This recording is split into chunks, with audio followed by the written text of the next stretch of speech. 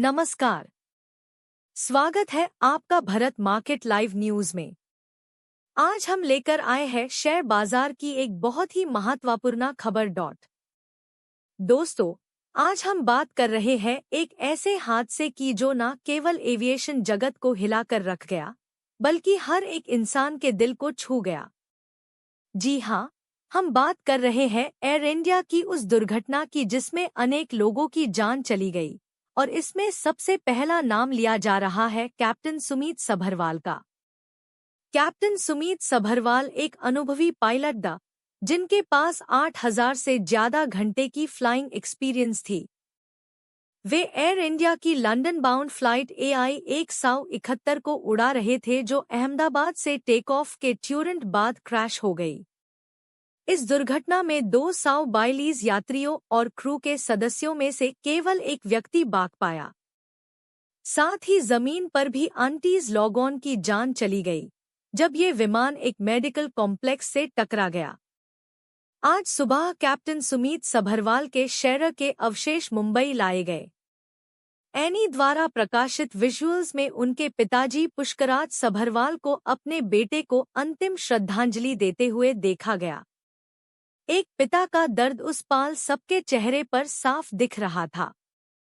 जलवायु विहार पोवाई में स्थित उनके घर के बाहर लोगों का जमघट लगा रहा। उनके मित्र, रिश्तेदार, पड़ोसी और कुछ प्रमुख व्यक्ति जैसे बिजनेसमैन निरंजन हीरानंदानी और स्थानीय विधायक दिलीप लांडे भी उनके घर पहुंचे और श्रद्धांजलि दी।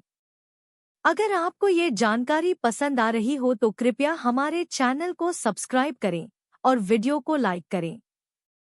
दोस्तों, ये केवल एक एविएशन इंसिडेंट नहीं था, ये एक मिसाल भी है, एक लेसन भी।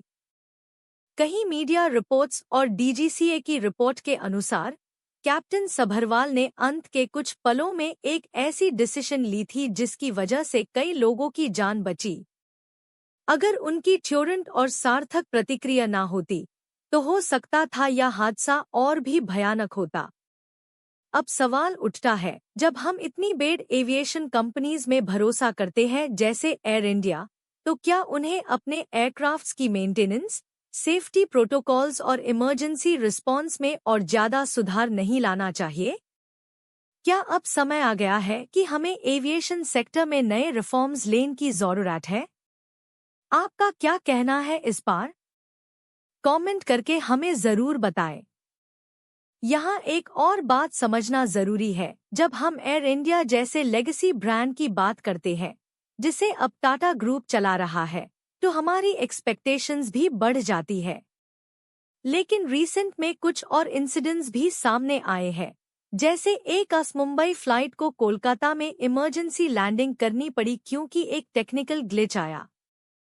ऐसे में ये सवाल भी उठता है कि क्या हमें एयर इंडिया और बाकी एयरलाइंस के परफॉर्मेंस को एक्टिवली मॉनिटर करना चाहिए जैसे हम किसी कंपनी का स्टॉक एनालाइज करते हैं?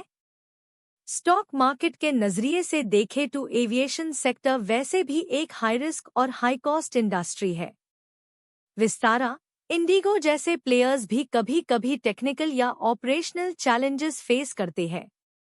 लेकिन इन सब में सबसे इम्पोर्टेंट फैक्टर होता है ट्रस्ट और सेफ्टी।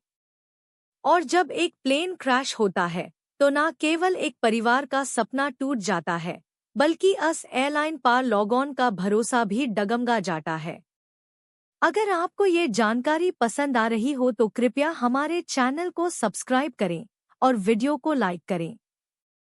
एक और चीज जो हमें प्रेरणा देती है वो है कैप्टन सभरवाल का प्रोफेशनलिज्म।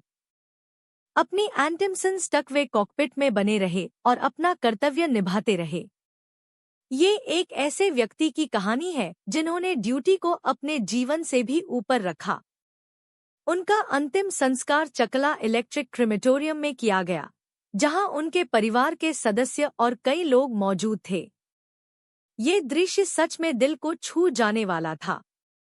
दोस्तों, जब भी हम किसी ऐसे हादसे के बारे में सुनते हैं तो हमें याद रखना चाहिए कि ये केवल एक खबर नहीं होती, ये किसी की जिंदगी होती है, किसी का बेटा, पिता, मित्र होता है जो वापस कभी नहीं आएगा। अगर आपको ये खबर उपयोगी लगी हो तो कृपया इस वीडियो को लाइक करें, चैनल को सब्सक्राइब करें और बाजार की ऐसी ही और बड़ी खबरों के लिए जुड़े रहिए। जल्दी ही मिलते हैं एक और बड़ी अपडेट के साथ। धन्यवाद।